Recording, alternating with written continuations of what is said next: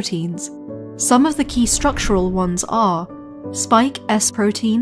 the most prominent feature of coronaviruses from where they get their name, then M, or membrane protein,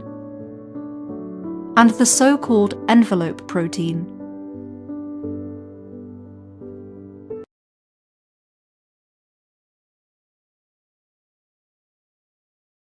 COVID-19 is the short name for the disease known as Novel Coronavirus Disease 2019.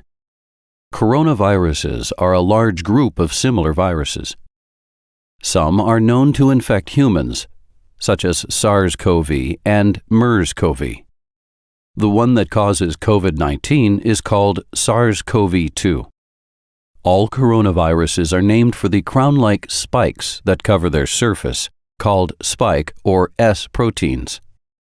Inside the virus, genetic material called RNA is made up of genes. Genes carry the information to make more copies of the virus.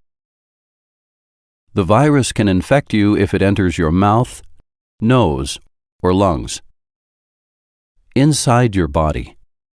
the S protein of the virus locks to a receptor on the surface of one of your cells. This can trigger the virus to enter the cell in a couple of ways.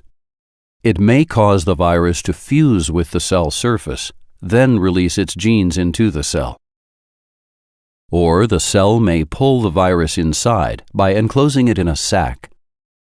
Once inside, the virus can fuse to the sac and release its genes. Next, the genes use a structure in your cell called a ribosome to make new copies of the virus. The new viruses travel to the surface of the cell. There, they leave to infect more cells. In the meantime, viral S proteins left on the surface of the infected cell can cause it to fuse with nearby healthy cells, forming a giant cell. This may be another way for the virus to spread between cells. People may be infected with COVID-19 for 2 to 14 days before symptoms appear. The three main symptoms of COVID-19 are a fever, cough, and shortness of breath. Other symptoms may include tiredness, body aches, stuffy nose, sore throat, diarrhea and vomiting, loss of appetite, and loss of smell. Most people have a mild illness and can recover at home. Some people who have the virus may not get sick at all or may show no symptoms. But if you have trouble breathing or any other symptoms that are severe, call your doctor or the emergency room. They will tell you what to do. For most people who have the virus, the risk for serious illness is thought to be low. People 65 years and older may have a higher risk for serious illness.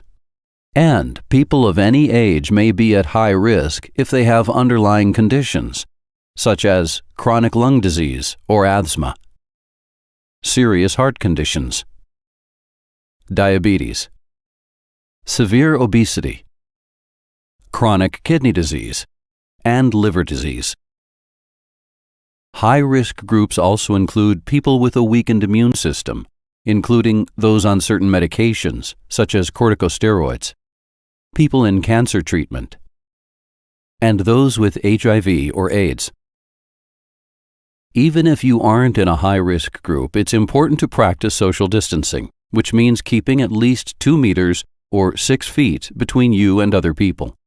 This helps prevent infections and serious illness in others as well as yourself.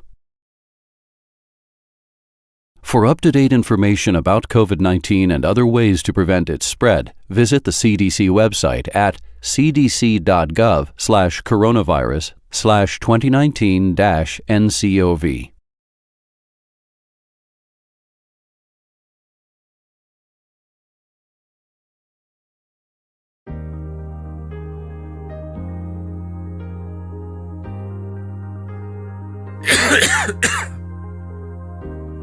क्या हुआ अली भैया?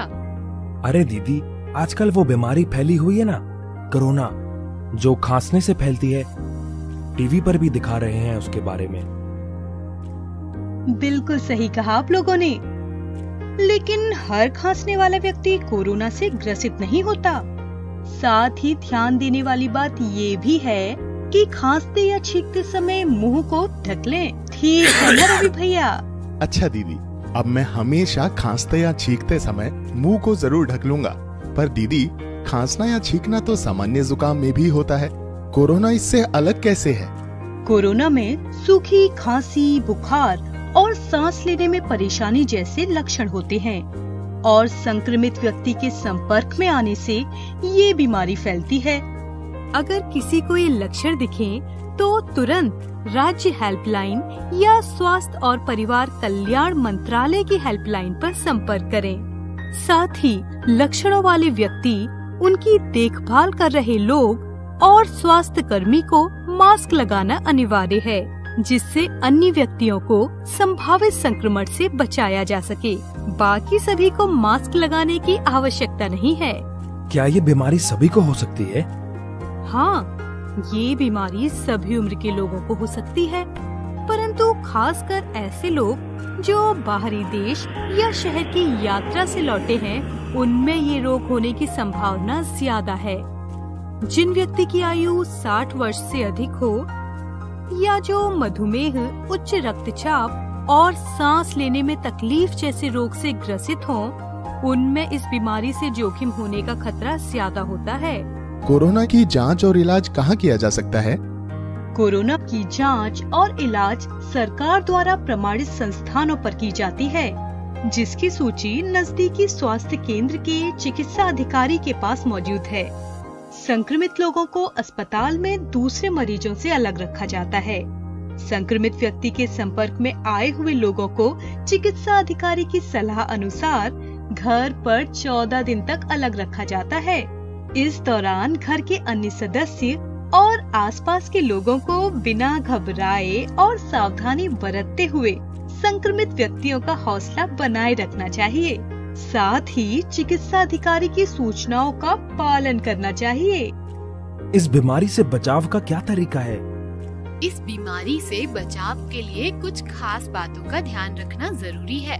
जैसे जितना हो सके घर पर रहे, सार्वजनिक स्थल जैसे मेला और भीड़ वाले धार्मिक स्थल में जाने से बचे, लोगों के निकट संपर्क से बचे और कम से कम 1 मीटर की दूरी बनाए रखें। बाहर से लौटने पर खांसने, छींकने, किसी जगह को छूने, खाना खाने से पहले और शौच के बाद नियमित रूप से साबुन और पानी से हाथों को धोएं। स्वास्थ्य कर्मियों द्वारा बताए गए सही तरीके से हाथ धोने से संक्रमण से बचाव होगा। हाथों को 40 सेकंड तक धोना चाहिए। खांसने और छींकने पर मुंह और नाक को रुमाल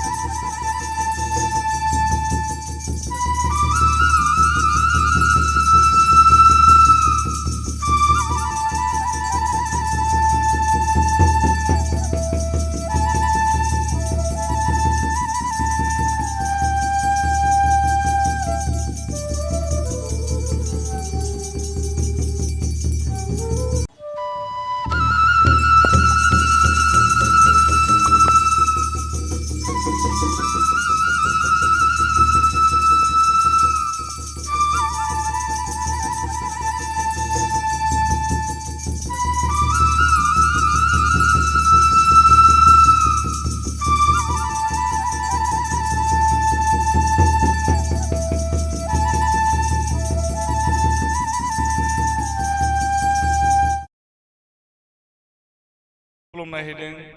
बोसोर गोदान आरो रंजालि फोरबोनि लायनाय जे दिनैनि समाव बड'लेण्ड इंखं टेलिभिजन स्टुडिअ हलाव बड'लेण्ड इंखं टेलिभिजन आरो इंखं पाब्लिकेसन जानाय सानसेनि खौरां बिलाइ सानसे बड'लेण्ड इंखं आरो अफारेमोना बैसागो जाफुदों बैसागोनि रंजाफुदों बे बुब्लियाव जों लोगो मोननो हादों बर'नि सासे जाखांफुनाय मेथाइ खनगिरि दामनि बर' आरो बिथांनि बिफा दङ आरो दिनै बे गोथार बुब्लियाव जोंजों बिथांमोननि बेन्डजों जाफागोन आरो बे बुब्लियाव जोङो बिथांमोननिजों रायज्लायगोन लोगोसेनो माखासे माने मेथाइबो खोनासंगोन गिबियावनो हामलायनाय होदों खुलुमनाय होदों बिथांमोननि बर'नो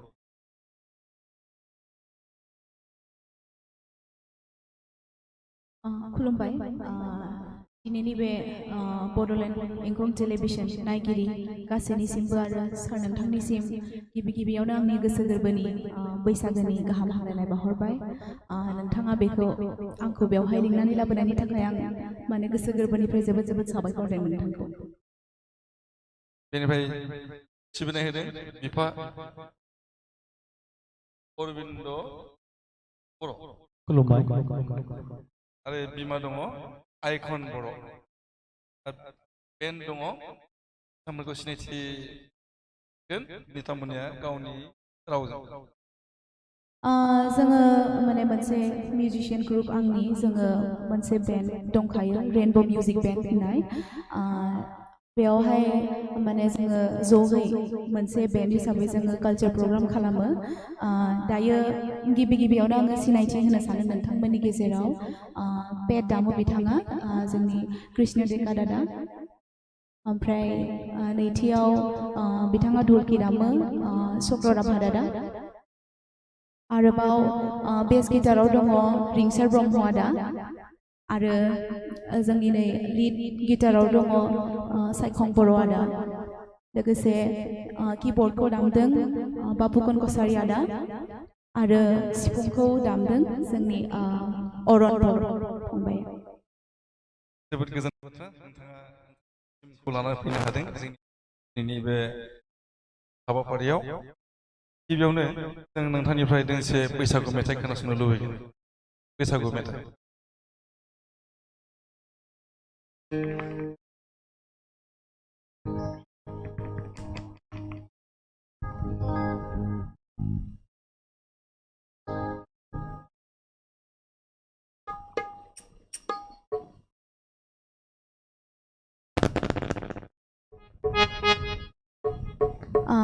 सारा खावलायनाय बायदियै दोंसे बैसागो मेथाइ खननो आखायाव लादों मेडाम जोंनि मुंदांखा मेथाइ खनगिरि मेडाम सुलेखा बसुमतारी बिथांनि आङो खननो आखायाव लादों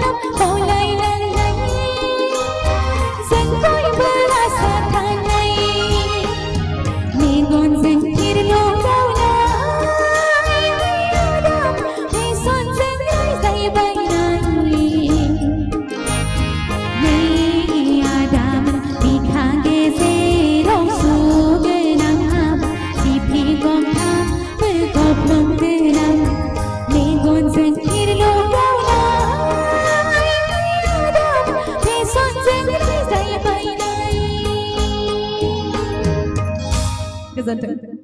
So sweet. जोबोद मोजां मेथाइ खनदों अरबिन्द बर'।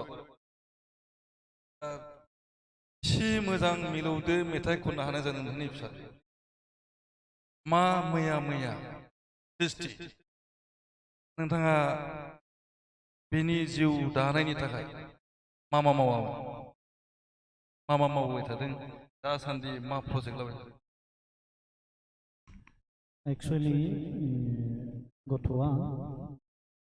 जिथु बियो उन्दै समनिफ्राय माने गुनगुनायबाय थायोमोन गाव माने खोब मेथाइ गुबुननि मेथाइफोरखौ मोजां खोनासंनानै जेब्ला जों खामानि दामानि मावदों समाव बिराद माने इस्सा दंमोन आरो बे हिसाबै बियो गोबां गुबुननि मेथाइफोरखौ रोजाबना गाहाम मोनोमोन। बे हिसाबावनो बिदिनो जोङो बिनि जिथु इस्सा बेखौ नुनानै जोङो थुलुंगा होदोंमोन। जाहोनाव आरो जोंनि ओनसोलनि गोबां गेदेमा सुबुं बिथांमोनाबो माने बिथांखौ थुलुंगा होदोंमोन। जेब्ला बायदिसिना फांसन अनुष्ठान प्रतिष्ठान बिदि खुङोमोन अब्लानिया बिथांमोना जोंहानि नितामनिखौ अनसायनानै लिंनानै गोबां स्कपखौ होदोंमोन। बिदिनो बियो माने मोनसे मोजां माबाखौ लानो हादों आरो दासिम बे लेभेलसिम सफैनो हादों। नितामनि बर'नि फिउचारनि थाखाय नोंथाङा मा प्लेन लादों? एक्चुअली दा बेनि प्लेनिं होनना एक्चुअली बियो माने मोनसे हबि हिसाबै बिनि मेथाइ खननाय माबाया दङ। थेवबो दा गोबां प्रडाक्सनफोरा जोंहानि बे गथ'खौ माने गावसोरनि प्रडाक्सनफोराव माने मेथाइ खननो होयो जेला बे हिसाबै बिनि जिउआव बियो मेथाइ खननायखौथ' माने लाखिबाय थागोन आं बेखौ खावलायदों। खिन्थु बिनि अनगायैबो बियो गावनि जिउखौ खुंनो थाखाय बेजों जोंनि बर्तमाननि बर' समाजनि जिथु माबा थोजासे नङाब्लाबो जेसेबां हायो बेखौ नाजागोन। खिन्थु बिथाङा गावनि जिउखौ खुंनो हानाय बायदियै गुबुन जिउ राहाबो लानो हानाय मोनसे माबाखौ जोङो जोंनिफ्राय नाजाहोनाय जादों, जोंनिफ्राय इस्सा दङ। जेरै बेखौ जोङो दा डिग्रिखौ कमप्लिट खालामबाय, मास्टार डिग्रिखौ पिजिखौ इगन'र खालामदों। लोगोसे जोंहा क'क्राझाराव थांनाय बिटिआर एकर्डनि जिथु fine arts and music college बेवहाय BMUs दा कर्स लाबाय थादों। आं आसा खालामदों बेनि गेजेरजोंनो बिथाङा जोंनि गथ'आ माने जिउ दानायाव लामाखौ संदांनो हागोन। जोबोद मोजां प्लेन बियो। साबायखर होदों जे नोंथाङा गथ'नि फिउचारखौ लागासिनो दङ। दा जों फैनि नितामनि बर' नोंथांनि सेराव दे दा बे समाव नोंथाङा मा मेथाइखौ खनगोन? अके गावनिनो दोंसे मेथाइ खनबावनोसै आङो। जाय मेथाइखौ आं गिबियावनो माने आंनि गिबि मेथाइ नङा, खिन्थु मानसिफोरा जे पाब्लिकफोरा जे बजबनानै लादों आंखौ नितामनि होननानै, बेयो जोंथि माथि मेथाइनि थाखायनो माने गोबां मानसिफोरा सिनाय मोनो आंखौ। आरो खननायनि सिगां आं बुंनो सानदों जोंथि माथि मेथाइखौ माने आं खननानैल' आं खननायावनो जि बियो हिट जादों बे नङा। माने मिउजिकखौ होदों, मिउजिकनि थाखाय जादों, लिरिक्सनि थाखाय जादों, टिउननि थाखाय जादों, नङा होमबा? स' गिबियावनो बुंनानै होनो सानदों लिरिक्स टिउनखौ होदों जोंहा मुंदांखा मेथाइ बिथाङा लिरो, मुंदांखा मेथाइ लिरगिरि प्रसेनजित खाख्लारि सार। आरो लोगोसे मिउजिकखौ होदों जोंनि बर'नि मुंदांखा मिउजिक एरेन्जार बिथाङा अमर बर' दादाया होदों। बे मेथाइखौ आङो खननो लादों।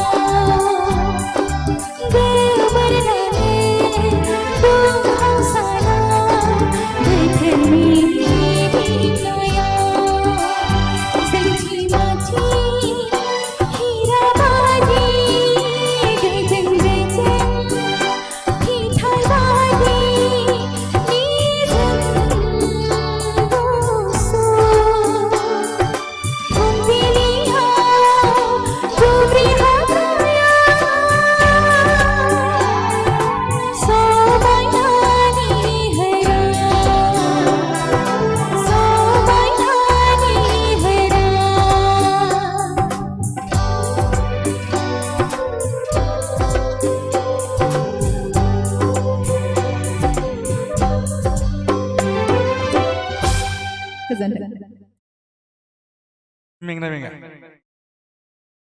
मेथाइ खननायाव बिदिथ' मेङा मेंनाय मोनो गाहाम नाङो मेथाइ खननानै बेनो आरो सानसेयाव खेबबेसे प्रेक्टिस खालामो प्रेक्टिस माने बिदि आङो बिखेक प्रेक्टिस होनानै माने बुंनो थांनाय नङा माने ओरैनो बिदि गुनगुनायबाय थानाय जायो आरो प्रेक्टिस बिदि खालामनाय एसेबां जाया खिन्थु भकेल लानायनिफ्राय एसे एसे बिदि माने प्रेक्टिसखौ भकेलनि प्रेक्टिसखौ खालामनाय जायो आरो मेथाइफोरखौ ओरैनो बिदि गुनगुनायनाय जायो आरो नोंथांजों बड'लेण्ड इंखन टेलिभिजननि बे स्टुडिअ हलावनो खेबसे इन्टारभिउ लाखांबाय आं नङा आंनि एसिस्टेन्टआ लादोंमोन बेवहायनो नोंथांनि सोमोन्दै गोबांथार बाथ्रा रायलायखाबाय आं बेखायनो नोंथांनि बाथ्रा आं सोंनाय नङा बबेखानि माखासे बाथ्रा जायखौ आं मिथिनो लानो लुबैगोन बा आं सोंनो नागिरदों बैफोराव नोंथांनि मेथाइनि बागैनो बांसिन सोंनो लुबैदों आरो अबयसे माखासे बाथ्रा आं सोंबावगोन जाय बाथ्राफ्रानाखि नोंथांनि जिउजों थागोन दा आङो फैनायदों माइखन बर' बिमा आङो नोंनि लोगोरि अरबिन्द बर' बिथाङाथ' बुंखाबाय जे नोंथांनि फिसाजोनि थाखाय मा मा प्लेनिं दङ आरो आइडलाव MA खालामगासिनो दं होनना बुंनाय जादों आरो Kokrajhar music and fine arts कलेजावबो बे मिउजिकनि थाखाय एडमिसन लाबाय जोबोद मोजां बाथ्रा दा आं नोंथांनाव लुबैगोन बेखौनो मोनथिनो जे बिफायाथ' हाग्रानि बिमाया न'नि नङा होमब्ला दा नोङो नोंनि बे अनजालि फिसाजो निथामनि बर'खौ गोरलै समनिफ्राय माबायदि खांबोदोंमोन बाबोदोंमोन जायनि थाखाय नोंथांनि फिसाजोआ एसे मोजां गारांजों मेथाइ खननो हायो गथ'आ ओरैनो बेनिफ्रायनो माने मोसानाय माने मेथाइ खननायाव बहुद माने इन्टारेस्ट दंमोन आरो बेहा बेनिखायनो जेनेबा बे गथ'आ मानसि मोनसेहाय थाङो बेखौनो जोङो हरनाय जाबाय आरो नोंथाङा बर'नि आसार खान्थि बायदिबाथ' बामनो आरो बायो नङा होमब्ला नोंथाङा बेखौ बामालासिनो बायालासिनो माबा बुद्रुबायदोंमोन नामा जायनि थाखाय गाराङा जेबो खस्थ' बिब्दिथ' जेनेबा खामानि मावनायाव एसे बेफोरखौनो दोननाय जायोमोन आरो बिब्दिनो माने मा होनना बुङो ओंखाम संनायाव खालामोबालाय बिब्दिनो माने दोनथ'नाय जायो आरो माब्लाबालाय आरो बिब्दिनो बानानै एसे खामानि मावो साबेसेनि बिमा नोंथाङा आं दा बर्थमान सासेयानो सासेल' फिसाजो बेनो जाबाय निथामनि बर' जोबोद आदर जोबोद मोजाङै खांदों बेखायनो जोबोद मोजां मेथाइ खनग्रा जादों बेनि अनगायैबो आरो देलायनायफ्राव मा मा खालामबोदों देलायनायावथ' जेनेबा मा मा पाउडार फुन होदों फिसाजोनो बेसो मिथिगौ आरो आङो जेनेबा बिब्दि फोननायानो जाया नालाय गावहा गथ'आसो मा मा दों देलायो बिसोर मिथिसिगौ आरो दा समाव जोङो दोंसे मेथाइ खोनासंबावनि माखौ खननो देग्लाय बैसागोआव आंनि गोदान मोनसे दोंसे मेथाइ ओंखारदों बे मेथाइखौ खननो लादों 2018 or 19 मोन बेवहाय बारदै सिख्ला दोंसे ओंखारदोंमोन बेनिनो देग्लाय बिथांमोन आर्ट्स सानजारा प्रडाक्शनानो माने बारदै सिख्ला 2 बेखौ माने दिहुनदों आरो आंनि गाराङाव बेखौ आङो खननो आखायाव लादों आरो लोगोसे मेथाइखौ लिरदों सोमखोर दैमारि आरो लोगोसे मिजिं बरगयारि बिथांमोना लिरदों ओमफ्राय मिउजिकखौ होदों जोंनि अमर बर' आरो बिथाङा सोमखोर दैमारिया लिरिक बिथाङा लिरदों सोमखोर दैमारि आरो मिजिं सानै लिरदों सानै लिरदों आरो टिउन होदों दोंसे मेथाइखौ ओमफ्राय मिउजिकखौ होदों अमर बर' आदा बिथाङा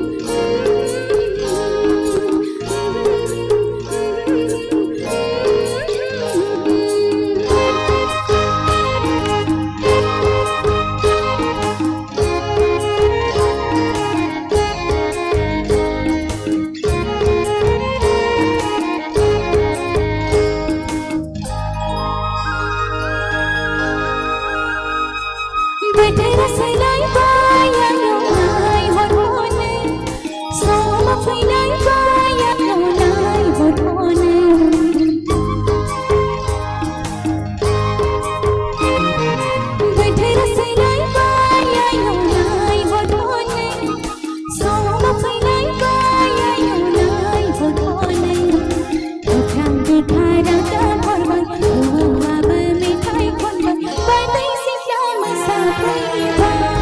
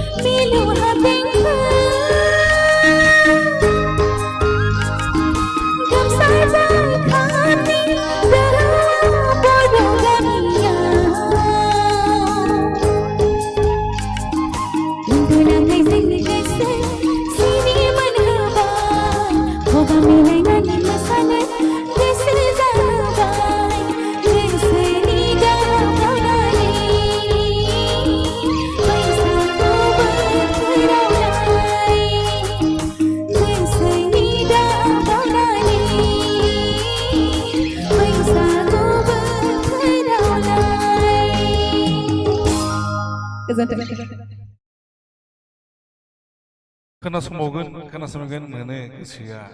बोरो नोंनि मेथाइनि बे देंखोआव मेथाइ खननायनि थाखाय जेनाखि प्रिपारेसन बेखौहाय माबायदि खालामनाय जायो जेनेबा बिथाङा होनबाय मिउजिक जोङो दा बिथाङानो नोंथांनि बे सुरखौ मेथाइनि सुरखौबो गावनो बानायदों मिउजिकनि खामानिखौ मावदों ना नोंथाङा मेथाइखौ सुर होनाय जादों मेथाइखौ बिखेखै माने सुर होनाया माने आंनि मेथाइफोराव बांसिनानो गुबुनफोरा होनाय बिदि आरो प्रसेनजित खाख्लारि सार कुलेन बसुमतारी आबौ ओमफ्राय सोमखोर दैमारि आदा मलेन नार्जारी आदा बिखेखै बिसोर बिथांमोननिफ्राय आङो बांसिन माने मेथाइफोरखौ लादों आरो लिरिक्स टिउन बिथांमोननि ओमफ्राय बांसिनै आङो मेथाइखौ माने मिउजिक बानायनो थाखाय मेथाइखौ होनाय जायो अमर बर' आदा बिथांनो आरो बिथांजों बांसिन आङो माने प्रजेक्ट खालामनाय जादों आरो गुबुनजोंबो खालामो खिन्थु जायगा हिसाबै बिथाङानो जेनेबा एसे माने मोजां मेथाइ जोंनि जायगायाव मोजां मेथाइ मिउजिक होगिरि बिथांनियाव बानायो आरो लोगोसे मुकुन्द राभारादा बिथांनियावबो आङो बानायनाय जायो आरो मेथाइखौ नोंथाङा खनोल' नाथाय बेनि सुरफोरखौ सुरखौ गुबुना बिदि होनाय जायो आरो बेनि उनावहाय जिउनि बाथ्रा सोंगोन दा सोंथ'वा आं नोंनि बाबानि फारसे थांनो नागिरदों अरबिन्द बर' नोंथांनि सेराव जे नोंथाङा बुंखाबाय जे फिसाजोखौ बि मिउजिकआव एडमिसन होदों आरो मास्टार डिग्रि खालामगासिनो दङ आइडलाव गुवाहाटी इउनिभारसिटि दा बे फरायनायनि बेला बे बिनि एस्टाब्लिशमेन्ट बेखौ जोङो थांनानै थानायनि राहा बेखौ मेथाइजोंनो लांनो नागिरदों ना गुबुन बिथिंजों नोंथाङा थांनो लुबैदों जोंनि बर' हारिनि गेजेराव बर' समाज दासिम मेथाइ रोजाबना बिदि आर्टिस्ट जानानै माने जिउ राहा खुंनो हानाय खोब माने फिल्डआ गुवार नङा आंनि नोजोराव जिहेतु माने गोबां सिगांनि बिदि आर्टिस्टफोरखौ जों नुदों माने बैसो जानाय लोगो लोगो मोनसे माने गावनो माने रहलायनाय माने जोङो नुदों दानि बर'नि समाजाव माने बियो जिउ खुंनो हानाय मोनसे राहा गैया जिहेतु जोंनि गेजेराव माने बिखौ गुबुन हारिफोरनि गेजेराव जोङो माने जोंनि जिथु मेथाइ खननाय मानाय मोनसे माबाफोरखौ रोजाबनाय मोसानाय बेफोरखौ माने जोङो माबा खालामनो हायाखै माने बिथांमोननिसिम माने गनाय होनो हानाय मोनसे माबाया जायाखै जिहेतु जोङो बर' हारि हिसाबैल'सो माने खोब बुरजा जोंनि सुबुंफोरा गैया बा दङब्लाबो गोबां मानसिफोरा जोंनि बर' मानसिफोरा माने बर' राव बुङा दोङो खिन्थु बर' राव गोबां मानसिफोरा बुङा हिसाबै बिथांमोनाबो गनायना लानो हाया बर' रावनि जिथु मेथाइ मोसानाय बायदिसिनाखौ हिसाबैनो जिउ खुंनाय राहाया एक्सुअलि माने बिनि गेजेरजों माने जाया खिन्थु हबि हिसाबै जोंहानि गथ'आ जि मोनसे माबा दङ बेखौ जोङो खालामनो होदों खिन्थु थेवबो बेयावबो गैया नंद्राया दा जिहेतु माने निउ एजुकेसन पलिसियाव जुदि थायोब्ला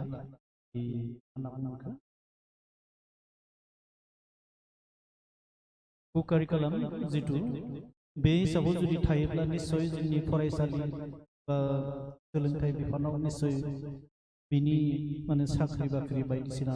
ओंखारोब्ला निश्चय जोंहानि गथ'आ बेफोराव माने एंगेज जानो हागोन आं बेखौनो मिजिंथिदों आरो बे हिसाबैनो माने बिएम इउज खालामनो होनाय जादों लोगोसे आरो बिनि अनगायैबो जुदि बेजों जोङो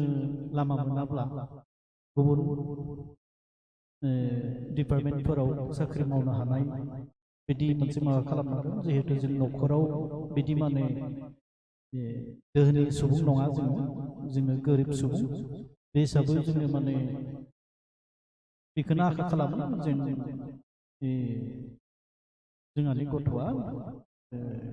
जायखिजाया डिपार्टमेन्टआव माने साख्रि मावो बेखौनो जोङो मिजिं लाना दं। दा नोंथाङा बुंनो नागिरदों जे मिउजिकनि बिफानाव मास्टार डिग्री खालामनायनि गेजेरजों एम इउ खालामनायनि गेजेरजों फोरोंगिरि जाहैनायनि लामा जाथों निश्चय बेखौ जोङो मिजिंथिदों बिथाङा गिबि बे निउसखौ खालामथों बेनि उनाव जोङो एम इउज खालामनायखौबो माने नाजादों आरो बेनि गेजेरजोंनो जुदि हायोब्ला जोङो जिउ खुंनाय राहाखौ मोनगोन होननानै आसा खालामदों। गोजोननाय होनो दा जों फैफिनि देरहामार बर' नोंथांनि सेराव जे नोंथाङा गोबां स्टेज फांसन खालामो स्टेज फांसन खालामबा गोबां सेंग्राफ्रा नोंथांखौ डिस्टार्ब खालामो मोसाफायो बारल'फायो स्टेजाव गाखोफायो नङा होमबा आरो गोबांसाया जानोबो हागौ मेगन मेख्रेबो बेनिफ्राय गोबांसाया जानोबो हागौ स्रोद SMS जों WhatsAppजों प्रप'जाल हरो नोंथाङा माबायदि हौवा लुबैयो? एक्चुअली बिथांमोना आंखौ सिख्लायानो जा सेंग्रायानो जा बा आबै आबौआनो जा आदै मादैयानो जा आइ आफा बैसोआनो जा जायफोरा माने आंनि माने मेथाइखौ मोजां मोनदों बेनि थाखायसो आंखौ माने हितामनि होननानै सोरबा गाहाम मोनदों मोजां मोनदों सोरबा आंखौ मेगन खेबदों बा सोरबा हाबा लानो गोसो थोनो गोसो बेफोर माने आंखौ माने मोजां मोनोखायसो बिथांमोनहा माने आंनि फारसे एट्राक्शन मा फैदों बिथांमोननि स' आं बिथांमोनखौ बुंनो सानो गोबाङानो हरो SMS हरो माने बिदि माने नोंथांखौ लाइक खालामो नोंथांखौ माने मोजां मोनो नोंथांनि मेथाइखौ आं बिराद मोजां मोनो आं बिराद मोजां माने नाङो आरो गोसोखौ बिथांमोननि इन्टेनसना गाज्रि हामा बेखौ मिथिला बिथांमोना मोजां मोनोखायनो आङो माने गोसोखौ बिराद मोजां मोनो आरो बेखौनो बुंनो सानदों आरो बिदिनो आङो सेंग्रा सिख्लाफोरनिफ्रायबो अननाय मोननो लुबैयो आबै आबौमोननिफ्रायबो अननाय मोननो लुबैयो आरो अननाय मोनबाय थागोन होननानैनो आङो आसा फारियो आरो बिदिनो मोजां मोजां मेथाइ दिहुननो थाखाय आं बिथांमोननि थाखायनो सेस्था खालामो जिउआव सोरबा सासेनि थाखाय सेल्टार नांगौ जायो नोंथाङा नोंथांखौ सोरनो गथायनो लुबैयो? एक्चुअली माने हिन्जाव मानसिनिया हिन्जाव फिसाफोरनिया जाहैबाय आइ आफाया जोनोम होदों दा माने आं हारसिंल' फिसाजो सानसे नङा सानसेथ' बे माने हिन्जाव फिसा हिसाबै हाबा जाहैनो गोनां जायो आं बेखौ माने हाबा जानायखौ आं दा सानथ'वाखै गाव माने साक्सेस जाग्रोनो लुबैदों आरो जुलिखौ आं उनाव सानगोन जाहाथे सोरबा मोजां दराया आंनि थाखाय फैथों बेखौनो माने गासैबो माने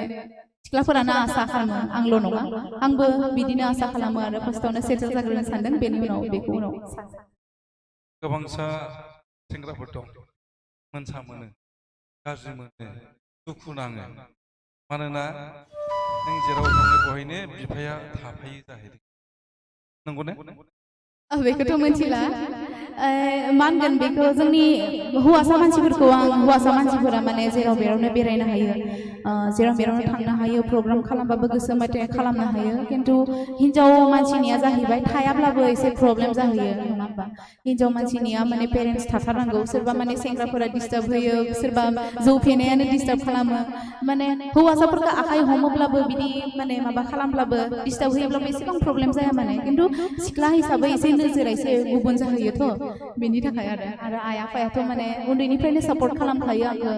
दाबो दङ आरो उनावबो थाबाय थागोन आं फैनो नागिरदों नोंनि मामिनि सेराव आइकन बर' गोरजिया लागोन ना बिलाइगोन बेखौबो गोबां हौवाफ्रा मोनथिनो लुबैयो बड'लेण्ड इंखं टेलिभिसनावनो सोंहरो जे नितामनि बर'नि मोनसे प्रग्राम होदोंमोन जोबोद मोजां खनदोंमोन मोजां लादोंमोन इन्टारभिउखौ दा बिथाङाबा गोरजियासो लागोन नामा ओरै होनो आरो दा नोंथाङा मा बुंनो नागिरदों दानि दिनावथ' जेनेबा मा होनगोन गोरजिया थानायाथ' नुला गोरजिया थानायखौ दा बिदिनो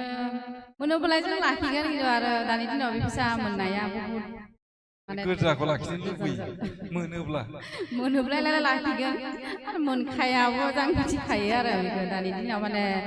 मोजां बिदि मानसिया माने गोरजिया थाला आगोलनिया बेलेगमोन दानिया बेलेग बिदि आरो बेखायनो जि समाव माने बिहा माने हाबा जानायनि माने माबा जायोबोला जों हरनायनि उनाव आरो गोसो थाफायोब्ला जों लामा लाफासिगोन जुदि थाफायाब्लाय बिसोरनि गोसो जोबोद मोजां बानबुंथि जे गोरजा मोनोब्ला लाखिगोन गोरजाखौनो आरो नङाब्ला बिलाइनांगौ जागोन बिलाइ हरनोसै सम फैथोंसै मिजिं लाबाय नोंथाङा गोरजाखौनो मोनथोंसै दा जों फैनोसै मेथाइ खोनासंबावगोन जोङो नितामनि नोंथांनिफ्राय दा मा मेथाइ खनगोन गावनिनो मेथाइ खननोसै दैसा बारनायनि बे मेथाइखौ बे मेथाइयावहाय खनदों रबिन सिं दैमारि बिथाङाबो जोबोद मुंदांखा सासे मेथाइ खनगिरि नोंथांमोना मिथिखायो गासिबो लोगोसे मिउजिकखौ होदों एगेन अमर बर' आदा ओमफ्राय लिरिक्स टिउनखौ लिरदों जोंनि बे बिथां रबिन सिं दैमारि बिथाङा लिरदों आरो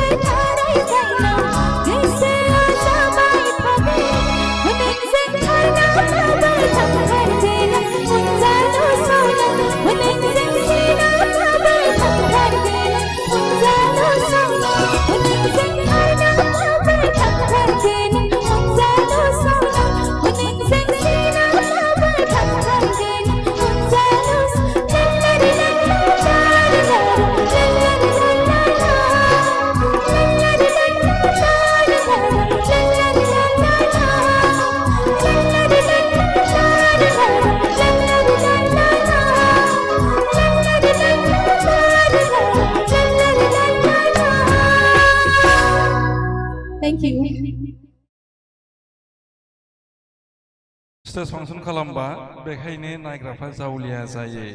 बोराय बोरायाबो लाइमोन जाफिनो साबायखर थैंक यू सो मच मा मा ओंख्रि जायो बिखेखै आङो ओंख्रि होनब्ला दालि सबाय अनला बेफोरखौ जानो मोजां मोनो गोथां मैगं थाइगं एसेबां माने जानो मोजां मोना जानांगौ खिन्थु आं मानोबा जानो मोजां मोना दालि सबाय अनला खेबसेनो जायो जानो मोजां मोनो आरो मैद्रु मैला जानो बायो मैद्रुफोरखौ जानो बायो मैद्रुखौ जानो बायो खिन्थु सङोब्लाथाय जानांगौ खिन्थु जानो मोजां मोननाय होनोब्ला बेफोर गोलैया आरो आं दाबो बुंलायनायफोरा गोलैयो आरो खिन्थु जायो बेखौबो गेजेर गेजेर बेनिफ्राय अमा बेदरखौ जाया होननानै मिथिमोनदां आङो अमाखौ आङो उन्दैयाव एसे सावनानै बिदि जायोमोन आरोना आगोलफोराव आइ आफामोना बिदि सावनानै जाहोयोमोन खिन्थु माने गेजेर ससेयाव मा जाहैबाय एसे उन्दैयाव माने अमा जानायाव आं अमाखौथ' मोजां मोनो जानो ओमफ्राय सावनानै जानाय ना बिदि मैगं संनायाव आगोलाव माने खोमोनखौ माने रुनानै माबा खालामोमोन ना बेनिनो माने संनायाव एसे बे खोमोनखौ आं बोरैबा मोनबाय बेनिफ्रायनो आङो बोरैबा मोननानै बेनिफ्रायनो जाया दासिम जायाखै आरो गारबाय टटेलि गारखाबाय बेनिफ्राय दा समाव नोंथाङा प्रग्राम खालामनो थाङोब्ला मा जाहैयो प्रग्राम खालामनायावथ' बिदि माने कमिटिया जि संनानै होयो दालि ओंख्रिबाबो निरामिसानो जा आमिसानो जा जायो जेखि जाया गासैखौबो थावनाय मोनो गासैखौबो लाइक खालामो जायो बिदिनो आरो जोबोद मोजां फुंनि मा समाव सिखारो फुंनि सिखारनायाथ' आं माने बिराद लेटै सिखारो 6:30 7:00 बिदि ओमफ्राय प्रग्राम खालामब्लाथ' टाइमखौ बुंनो नांला जिखि जाया टाइमावनो सिखारनानै बिदि माबायो खिन्थु बिखेखै आङो 6:30 न'आव थायोब्लाथाय 8टा न'आव थायोबा 8टा 7:30 8टा बिदि जायो आरो खिन्थु रुमाव थायोब्ला मा जायो क्लासाव थांनो गोनां जायो बिदि आरो एसे माने प्रेक्टिस खालामनानै थांनो गोनां जायो बेनि थाखायनो 6:30 बिदिफोराव सिखारनाय जायो आं बिदि फुङाव सिखारग्रा बिदि नङा सिखारनांगौ बेथ' सिखारखानांगौ खिन्थु आं सिखारनो हायाखै बिदि आरो सासेल' फिसाजो नालाय बिमायाबो दाव दाव अनबाय ओंखामबो संनो रोङा जाबाय ओंखामखौ खिन्थु आङो बुंनो थाङोब्ला ओंखामखौ आङो दायो संनो रोङो आरो जिखिनि माने आलासिफोर फैयोब्ला आङो दा संनानै जाहोहरनायाव हायो आरो खिन्थु माने गुबुन एकदम माने बेलेग टाइपनि बिदि ओंख्रि संनांगौब्ला बेखौ हाया खिन्थु माने नर्मेलि जि आलासिफोरा जायो बेखौ आङो संनानै जाहोहरनो हागोन आरो नर्मेलि जानाय होनना बुङोब्ला जों होननांगोन अमा बेदर खाजि दाउ बेदरनि खाजि ना फ्राय नाजों मैथा संनाय बिदिनो थास' बिथ'रिजों ना गोरान आङो थास' बिथ'रि आरो ना गोरानखौ संनो रोङा आं जाया एक्चुअलि बेखौ जाया ओमफ्राय आं जायिखायनो न'आव जोंहा साथामल'सो नालाय बेनि थाखाय बिदि आं जायिफोरखौ बांसिन बिदि संनाय जाया आरो जायिखायनो माइ गायनोबो रोंखाया एक्चुअलि मा होनो माइ गायनाया जोंहानाव माने उन्दैनिफ्रायनो बिदि सासेल' फिसाजो बायदिबो जाहैबाय खिन्थु जोंहानि आफाया खिन्थु माइ गायनो बिराद फर्स खालामो माने सिख्ला हिसाबै रोंनांगौ जोंनि बर' हारिनि माने सिख्लाफोरा दायो गायनाय नुयो सिख्लाफोरखौ माने फेसबुक वाट्सएपफोराव दानिया बिराद माने नुयो गायनाय बिदि खिन्थु आङो बिदि गायनो रोङा खिन्थु आङो बिदि गेजेर जोंहा माने माइ एसे हा दङथ' बेयावहाय माने माइ गायनाय जायो खेथि खालामनाय जायो बेयावहाय आङो एसे सानसे साननैफोर दसे थांनानै गायना नायो आरो बिदि खिन्थु आङो माने हाजिरा बिदि सिख्लाफोरा गामिफोराव हाजिरा मावहैयो ना गायनाय बिदि खिन्थु बे हाजिरा लानो हानाय गायनाया आंनियाव माने गैया आरो गुबुन मोनसे आयदा फैनो नागिरदों आङो जे नोंथांहा मोनसे इउटुब चेनेल दङ बे इउटुब चेनेलखौ आङो एक्चुअलि मेथाइ होनो होननानै दिहुननाय जादोंमोन बिदि ब्लग बिदि बानायनाय नङा मेथाइ होनो होननानै बानायनाय जादोंमोन खिन्थु मेथाइआ मा जाहैयो माने दानिया कपिराइट्स बिदि थायोथ' ओमफ्राय मेथाइखौ आङो गावनि प्रडाक्शननिफ्राय बा गाव बिदि बिखेक दिहुननाय जाया बांसिन मेथाइखौनो माने गुबुन प्रडाक्शनफोरा बा सोरबा मेल सिंगारफोरा बांसिन माने मेल सिंगारफोरानो दिहुनो नालाय डुएट सं मेथाइ बिदि खननो थाखाय लेंहरो आंखौ लेंहरोबा आं खनना होयो खिन्थु बिथांमोननि मेथाइखौ माने आङो माने गावनि चेनेलाव बिदि हगारनो हाया जाहैबाय बेनि थाखाय गावनि मेथाइ दिहुननो हायैनि थाखायनो आङो चेनेलखौ बिदि खुलिनानै एसे ओरैनो दोनदों आरो बाहायथ'नाय जायाखै खिन्थु बाहाय दा जोङो जोबथारनाय मेथाइ खोनासंनो लुबैदों बेनो जोबथारनाय बेनि उनाव जोङो हाबाफारिखौ फोजोबनि नोंथाङा जोबोद मेंना फैदों आरो दा मोनाबिलियाव नोंथाङा मोनसे गामियाव फांसन खालामनायनि बाथ्रा बेखायनो नोंथांखौ जोङो आरो मेंग्लिहोलिया दा जोबोद गोजाननिफ्राय फैदों मेंना फैदों सानसुआव ओंखाम मोनजाबोआखै होनना मिथिनो मोनबाय आरो बे मेंग्रुनाय देहाजोंबो जोंनो गोबांथार बाथ्रा मिथिहोदों लोगोसेनो मेथाइ खनदों दा जों जोबथारनाय मेथाइ खोनासंनि नोंथांनि लिरनाय ना गुबुन लिरनाय दायो आङो गावनि मेथाइखौ गोबां खनबोबाय नालाय दोंसे सुलेखा मेडामनि बिथांनि दोंसे जोबोद समायना मेथाइ बेखौ आङो खननो आखायाव लादों खननायनि सिगां आं बुंनो सानदों माने आङो मेथाइ खननायखौ माने बिदि फार्स्ट टाइमनिफ्रायनो क्लासिकेल लानानै भकेल लानानै बिदि सोलोङाखै आरो जोंनि बिखेखै सुलेखा बसुमतारी मेडाम मेनका मेडाम बिथांमोननि मेथाइखौनो खोनासंनानै इन्टारेस्टेड जानानैसो आङो मेथाइ खननायखौ माबादों बेनि थाखायनो आङो जोंनि लेजेन्डारि सिंगार बिथांमोनखौ आङो गोसो गोरबोनिफ्राय जोबोद मान खालामो आरो बेखौनो मान खालामनानै आङो सुलेखा बसुमतारी मेडामनि दोंसे मेथाइखौ जोबथारनायाव खननो आखायाव लादों आरो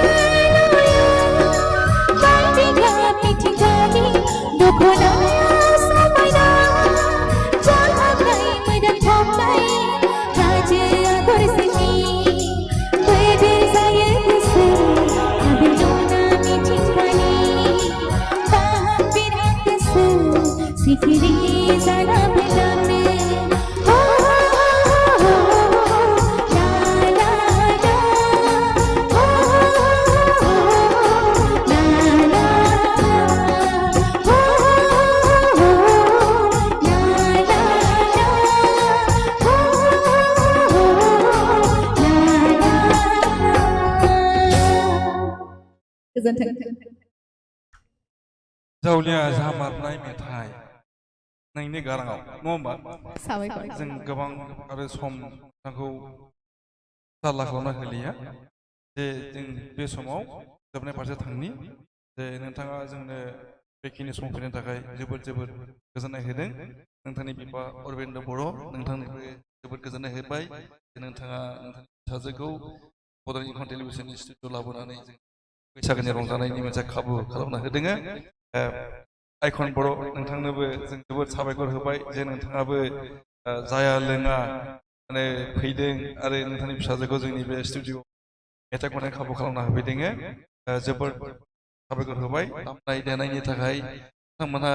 बायदियै खस्थ' खालामफैबाय बयनोबो हामलायनाय होदों गोजोननाय होदों आरो नोंथांमोननि फारसेबो थादों जे नोंथांमोनजों दासिमबो जाहोनो हायाखै आरो गासैनिसिमबो अननाय सिबिनाय हामलायनाय होनानै बड'लेण्ड इंखं टेलिभिजननिफ्राय गोदान बोसोर बैसागो फोरबोनि मुङाव दामजु रेडिअ लानानै थादों बे रंजानाय हाबाफारिखौ इसोरनो फोजोबबाय होननानै फोसावदों गोजोन्थों खुलुमबाय